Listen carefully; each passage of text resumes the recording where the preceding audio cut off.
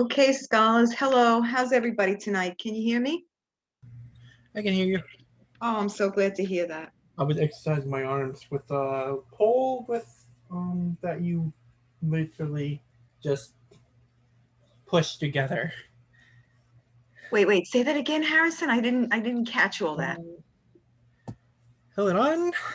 Where I can move. It's one of these. Oh, what is that? That is very cool. So you're exercising in the house. Very nice. Good for you, Harrison. Good for My you. room. Yeah, good. Well, we gotta make the best out of being inside. Yep. So welcome everybody. I think I have, let me see, there should be like 10 people that are here, and welcome everyone. Does everyone see the problem I put up on the screen? Break-even analysis problem. Does everyone see what I put up on the screen? Page 244. What do you see on the screen? Yeah, I could see the Word document. Okay, good. Because I would like everybody, I know this we're doing a little different. I would like everybody to do this problem. I'm going to give you like, I don't know, I want to say 10 minutes, and then we're going to go over it. I'm going to, if we were in class, if we were face to face, I would do this in class. I would ask you to do a problem and then we'll go over it, but we're not face to face, but that doesn't mean we shouldn't try to do what we normally would do. I hope everybody had a nice Valentine's Day, by the way. At first I thought I wasn't going to get anything for Valentine's Day, but you never know. Sometimes you get very surprised. I ended up with 3 dozen roses, so I don't know what's going on here. So I was very happy. So I've got roses all over the house, which is pretty cool. 1 dozen was for my son, and then there was somebody who was unexpected, and then, it was nice. It was nice to get all those flowers. I think flowers, I happen to love flowers. I think they're beautiful. All right, so this problem that I put up for you, let me just turn on a light because it's getting dark now. So this problem or this exercise is on page 244. And just so you wouldn't have to go grab your book, but it's good if you have your book. It's about a junior league, it's a break-even analysis. And if you recall from our last get together or last Zoom meeting, we learned about the break-even. And break-even is where revenues equal costs. Break-even. It's not a loss, it's not a profit. It's just where it's a break-even, zero. No loss, no gain. So in this case, with this exercise 513, it wants you to take this junior league, and it collected recipes, and they wanted to earn some money. They wanted like a fundraising thing. So they published a cookbook called Food for Everyone. And the selling price of the book they came up with was $18 a copy. And the chairwoman of the cookbook development committee estimated the club needed to sell 2,000 books to break even. It's $4,000 is the fixed cost. So that's the investment. That's a fixed cost. So here's the equation: break even equals fixed costs divided by the unit contribution margin. That's what you're going to use to solve this exercise. If you do not remember what the unit contribution margin is, it's the unit selling price. Notice I put it in purple, and it's minus the unit variable cost. But we don't know what the unit variable cost, that's what we're solving for. So we do minus X. So take 10 minutes. I'm going to pour myself a Coke. And right now it's like a quarter to 6. I'll come back and we're going to go over it together. So see what you can do with this. You could just do it on a piece of paper. You don't need an Excel.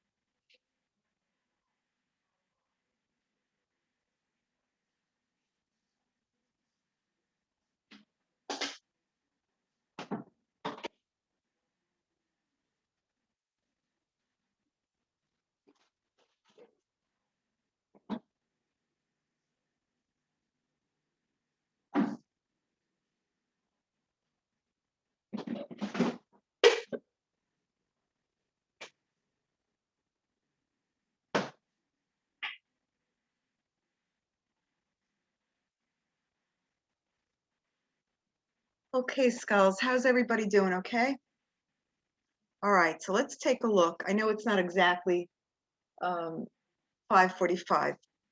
So let's just put it in, I have to put it in edit mode, I think, for me to be able, okay.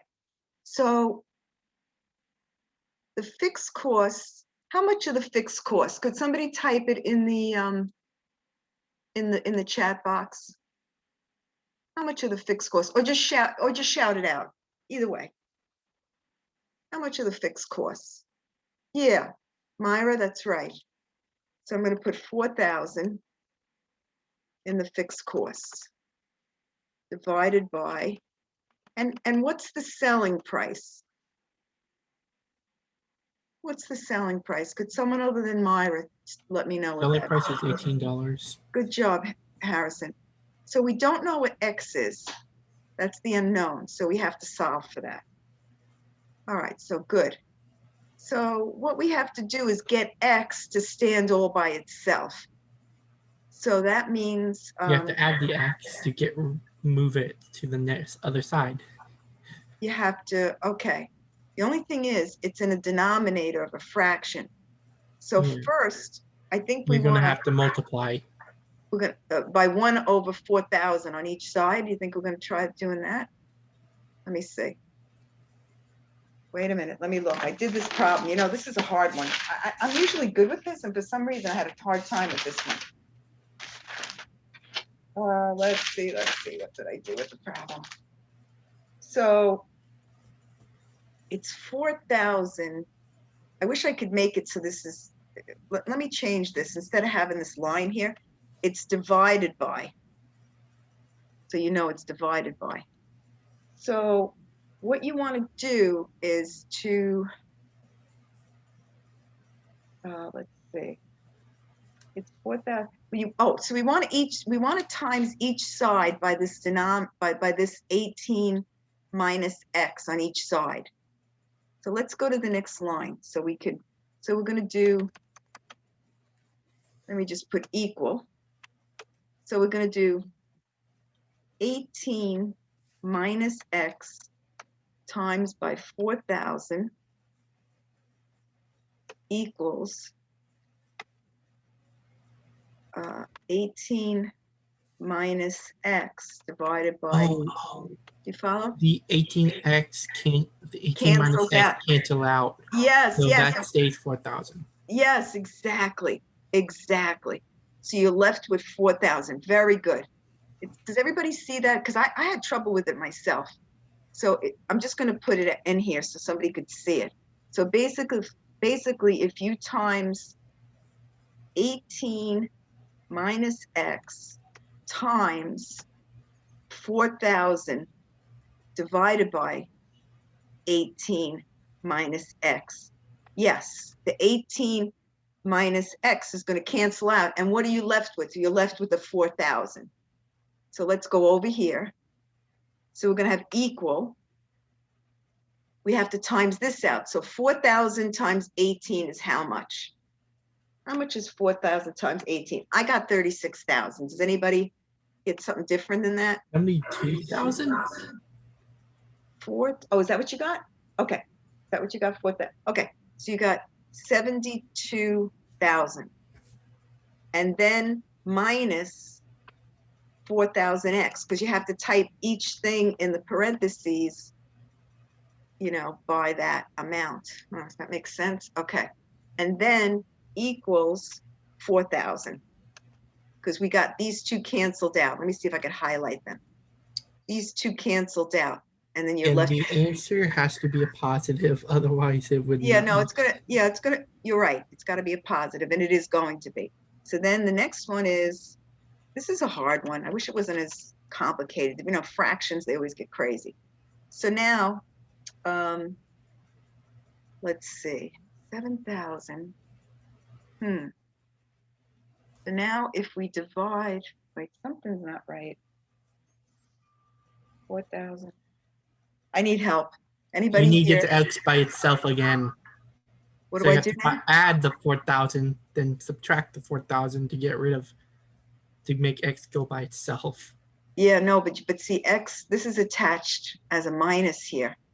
Ultimately, we want to end, let's see, I think we have to divide by 4,000 on each side. Oh my gosh, where did we go wrong? This is 4,000. Okay, somehow I messed up somewhere. Equal minus X. Does anybody have a better plan? Let's take this out. Anybody? So algebraically, for a fraction, you multiply the numerator and denominator by the denominator. So then the denominator would cancel itself out, and then you would distribute that. So you'd The have numerator, yeah. 4,000 Okay. 4,000. So tell me in number wise, Benea. 72,000 plus 4,000x. I don't know where to go from there, but Hold on a second. No, but tell me what, let's go back to the, let's just take this completely out. If we have this, all right, so we've got 4,000 in the numerator and we have 18 minus X in the denominator.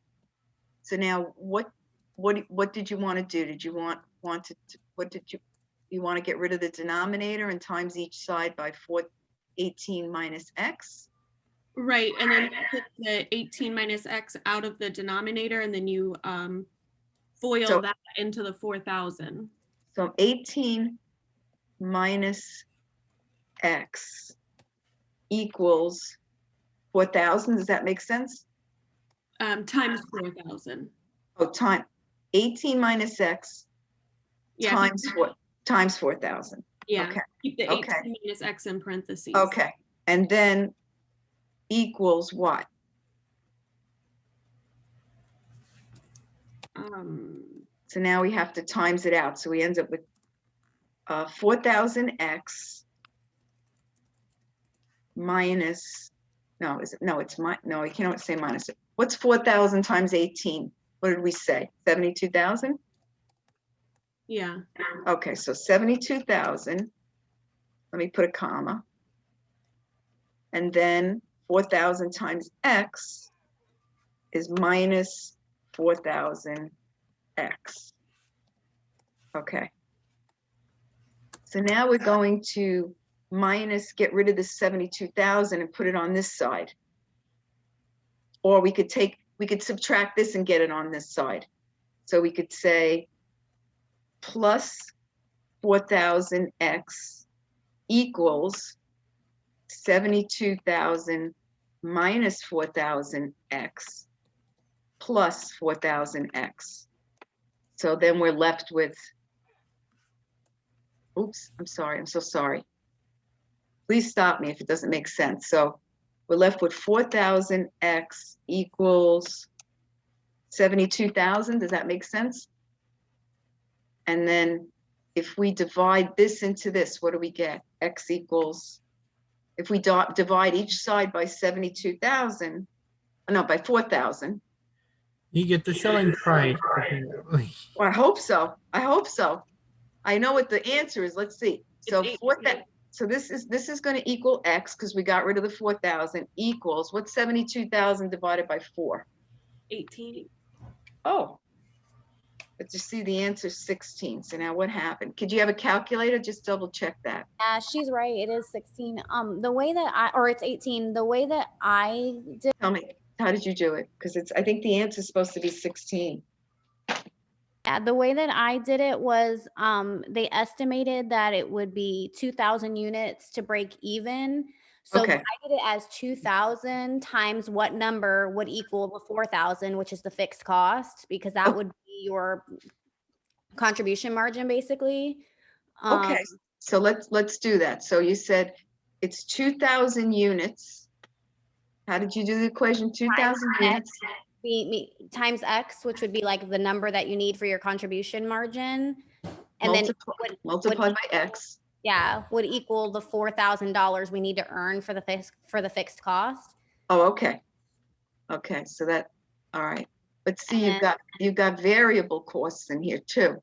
in Right, this. yeah, right, but the X is gonna be what your Oh, okay. contribution margin is, because then once you get your contribution margin. Yes. Okay. So the 4,000 is the Yes. fixed cost we need to earn. We need to basically break even, right? So we need to know what Yes. the contribution margin is. So So right now we're doing the contribution Yeah, margin. because I just did that and then I see worked it. backwards. Okay, so then you've got X equals, Basically 4,000 divided by 2,000. what did you get with that? It's 2? 2. 2? Right. So your Okay, contribution is it $2? margin Is it $2 or 2 units? $2 per unit. Okay, $2 per unit of fixed costs? No, of contribution margin.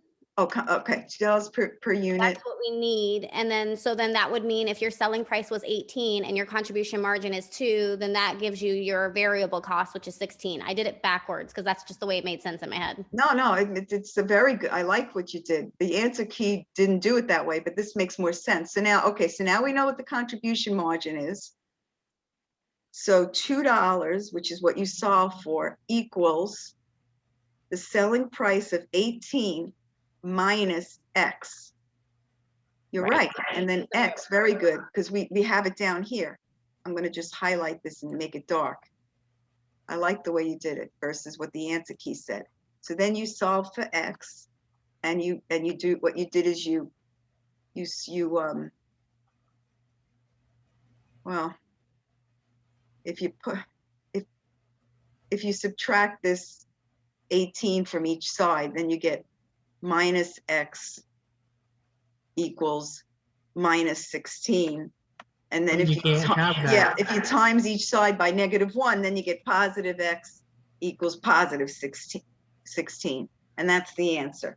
Which you get positive. So you're right.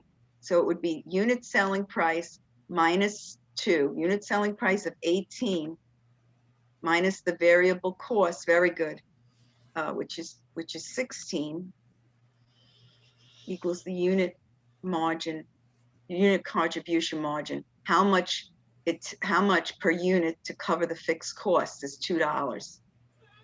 And the 16 is for the variable. Okay, very good, excellent, good work, everybody. Oh my God, I got a headache from that. That was complicated. Okay, good job. Anybody listening that is confused about the calculations that we just did? Is everybody good? Because I just want to make sure everybody's in the room, that nobody needs to be invited. All right, that was good. And that was in chapter 5. All right, so you had a problem. You had the one below that, I think. Oh, you had the one under that, exercise 514. You had the one under that, exercise 514, where you had to figure out, no, you had the one 513 above it. You had to compute the break-even sales in units, which is this equation right here. That's your PQ that you had to do. So up here, just to reiterate, this was your PQ5, if not mistaken. This is your PQ5, right? Chapter 5, so it has yes, to be PQ5. Yes, yeah, good. So this is part A, and then they asked you to figure out the break-even sales in units, assuming that the unit selling price is increased. It has increased. Yes, increased. So you had to determine 2 different scenarios, A and B. So don't forget to answer both A and B. So this kind of gives you, this problem was similar to the PQ, and that's why I picked it. But now let me just talk to you about chapter 5, because we're kind of just wrapping up chapter 5.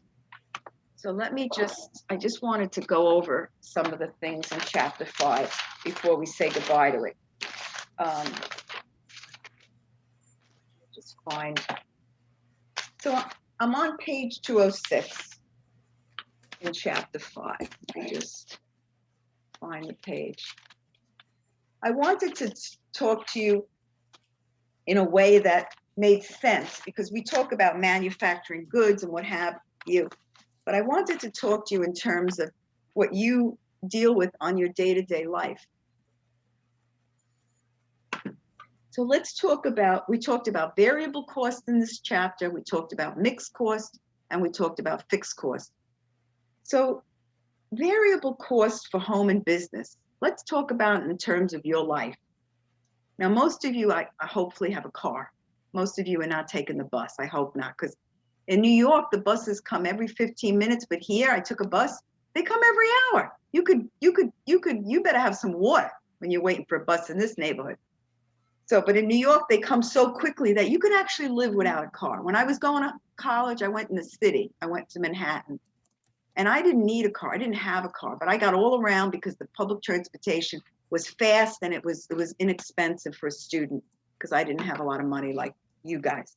And in those days, yogurt was 25 cents. So that was my lunch, a Dannon yogurt. And there was no whipped yogurt and Colombo yogurt and Greek yogurt. There was one yogurt and it was called Dannon, 25 cents. And that was what I ate every single day.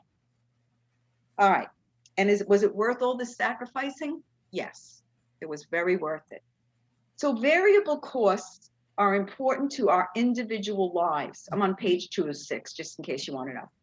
For example, an important variable cost for many of us is the cost of gasoline. The cost of gasoline is variable to the number of miles driven and the gas efficiency of our vehicle. Thus, when the price of gasoline increases, the demand for smaller, fuel-efficient vehicles rises. Moreover, during periods of high gasoline prices, there is an incentive to drive less, even to the point of maybe living closer to work or closer to school. When the cost of gasoline falls, fuel efficiency and driving preferences become less important. So that's I just wanted to put it in terms of your life so you could understand variable costs. So now I want to talk about fixed costs. So let's see. So now let's talk about, I don't know if anybody of you have gone to a concert. Believe it or not, I've never gone to a concert in my entire life until I came to Florida. And I went and saw Lady Gaga last year. And that was really very exciting for me. I thought that was really cool. I really enjoyed myself. So here we're going to talk about fixed costs. And a major fixed cost for a concert promoter is booking fee for the act. And the booking fee is the amount to be paid to the act for a single show at a venue. So DEGY, D-E-G-Y Entertainment, a booking agency, provided a list of asking prices for several popular acts. So I don't know how old your book is. I'm saying it's a couple of years old. So Taylor Swift is $1 million for one act, one show. And I like Maroon 5. I dropped one of the guys. They're 400,000 to 500,000, 600,000. I would think they would be more money. More guys, less money. Taylor Swift is more money than they are. So the promoter must cover these fixed costs with ticket revenues. Thus, and it's a fixed cost, thus the size of the booking fee is necessarily related to the popularity of the act, represented by the number of potential tickets sold and ticket price. Also, Justin Timberlake is up there with Taylor Swift, $1 million plus, believe it or not. He's funny. I think he's pretty funny. But I would think Maroon 5 would have been even higher than Taylor Swift because I like those guys. I'm surprised. All right, so that's fixed costs. So now let's talk about mixed costs. Let's see what the heck that is. So here's an example. Everybody knows Ford Motor Company. And Ford Motor Company is an American car making company, and they have a union, a very powerful and very expensive union. Union people have benefits, and it costs money to pay all these benefits. Sometimes the benefits are worth more than a salary. If you have a job with good benefits, better to take that job with a lesser salary than a job with no benefits and a higher salary. I learned that in my life. So Ford Motor Company entered into a collective bargaining agreement with the United Auto Workers. They call themselves the UAW union, that provides for lump sum payments in lieu of general wage increases. When they did that, this in effect made the wages not fixed, but it made them a mixture, a mixed cost. So that's an example of a mixed cost. let's see, a salesperson's compensation. Okay, let me see. 212. Okay. Let me see. I had one more. Yeah, these stories kind of make it real. So here's another story about the airlines. And airlines, you know, when they're trying to determine break even, especially the airlines, they have very high fixed costs because they have the airplanes are very expensive. And although some of them started leasing the planes rather than buying the equipment, but airlines measure revenue and expenses by the available seat mile. So the average revenue earned per available seat mile is called RASM. And the average cost per available seat mile is called CASM. So this is how they determine if they're breaking even. The operating break even occurs when the RASM equals the CASM. So they have their own little break even, you know, terminology. They call it RASM and CASM or whatever. Since airlines have high aircraft fixed costs, filling passenger seats is an important contributor to exceeding the break even, because nobody wants to just end up making no profit. Businesses are in the business of making a profit. This is measured by the average proportion of seats filled across all flights, which is termed the load factor, LOAD. And this is on page 217. In addition, important variable costs such as labor and fuel, so you got the fixed cost, the airplane itself, then you have the variable cost, the gasoline, they call it fuel, and the labor, those all involved with the break even. Thus, airlines monitor employee productivity and fuel costs to maintain profitability. Why? Because they can't control the fixed costs. The fixed costs are what they are, but they can work with the variable costs. So the RASM, CASM, and load factor for recent years, so they have 5 different airlines. So they said, let's see, so American Airlines has a load factor of 82%, United 84, Delta 85, and Southwest is 82, and US Airways 83%. And let's see. And they have the RASM and CASM. If you look on page 217, they took the RASM for, let's say, American Airlines is 0.129, and you subtract the 0.082, and you come up with 0.047. So they have, in this case, they have the revenue is exceeding the cost. As can be seen, all the major airlines are operating above their break-even points, which is good, with Southwest Airlines demonstrating the best profit performance by these metrics. The load factors are all more than 80%, indicating that the airlines are using their aircraft efficiently. The only thing I don't like about Southwest is no frills.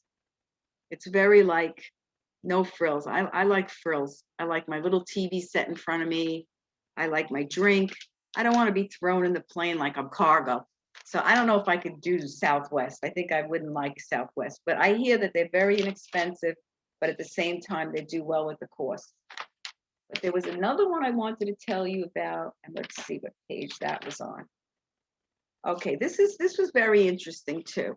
Just kind of going over the chapter so we could say goodbye to chapter 5. And next time I see you on, I kind of thought school was closed today. Am I correct? Was school closed today? Was this its holiday today? Oh my God. But they didn't say it's closed. Yeah, I know, because I said, gee, maybe I'm not supposed to have a class tonight. Well, I'm glad to see all of you. So I'm keeping it simple. I'm gonna read this one more story and let you go, because I don't really think we should have had a class. Unless you have questions, I'll be here for you. So on page 226, they talk about the Major League Baseball, profit, loss, and break even. No matter what entity you are, you're concerned about this break even. It doesn't matter. Just like the football team, the Buccaneers that just won. So the Major League Baseball is a tough game and a tough business.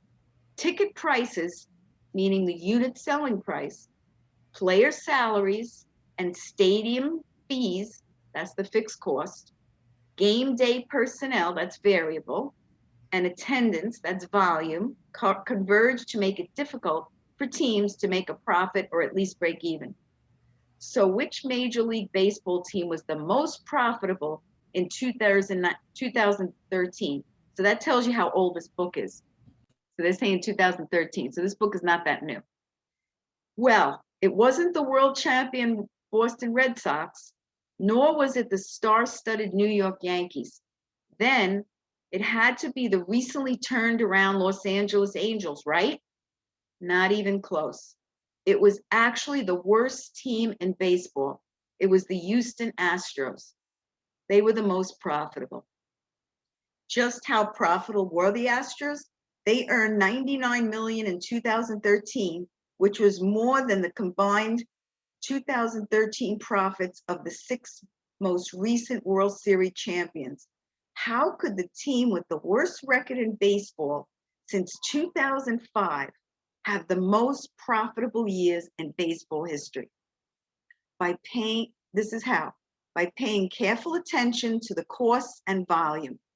Between 2011 and 2013, the Astros cut their player payroll from 56 million to less than 13 million.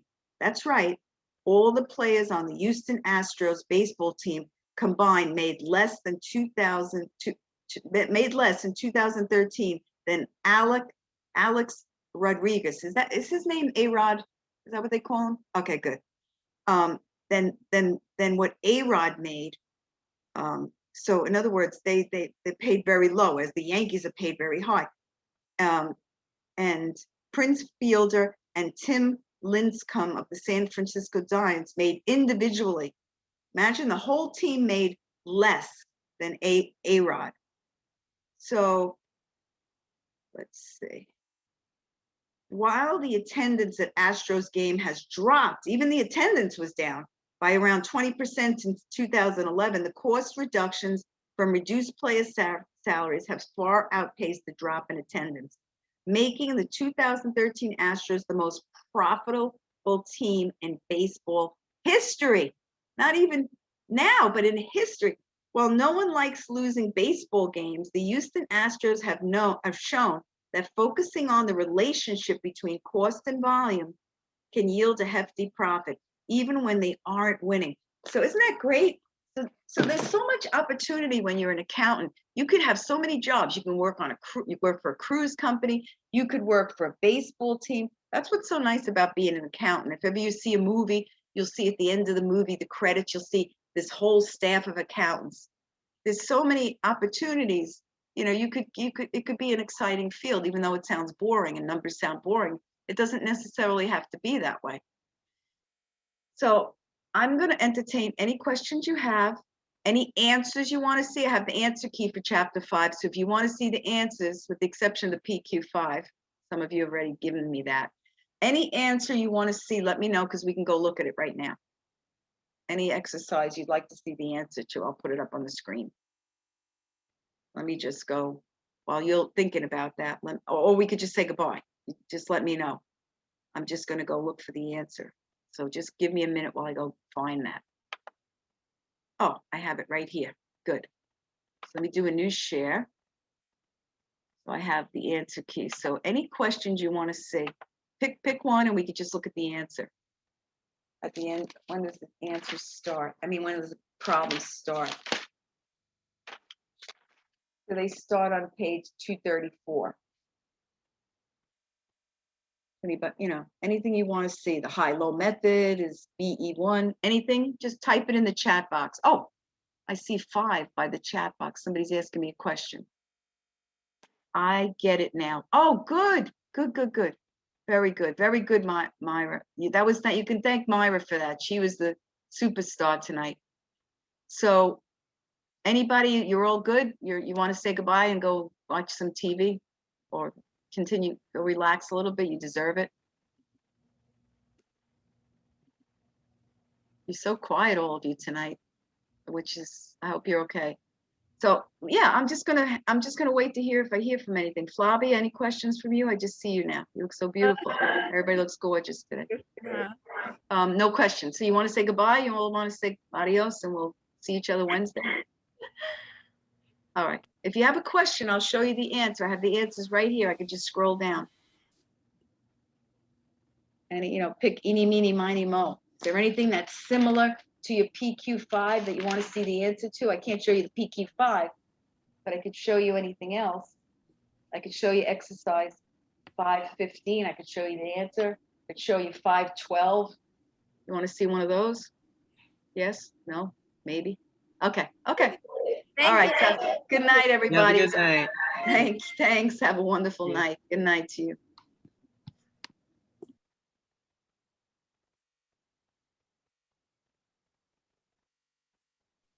Can you hear me? Oh, Angela, is that you? Yeah, you can hear me? Yeah, of course I can. You have a question for me? No, I've been trying to get my microphone to work all night. It's working. Well, how did you figure that out? You had to click on the microphone and unmute yourself, or the microphone was just not plugged in properly? It just was not plugged in properly. All right. So I had to download and all of Oh, that. no. So what question do you have for me? I don't have any questions for you, but I didn't know if we really was supposed to be here tonight or not, neither.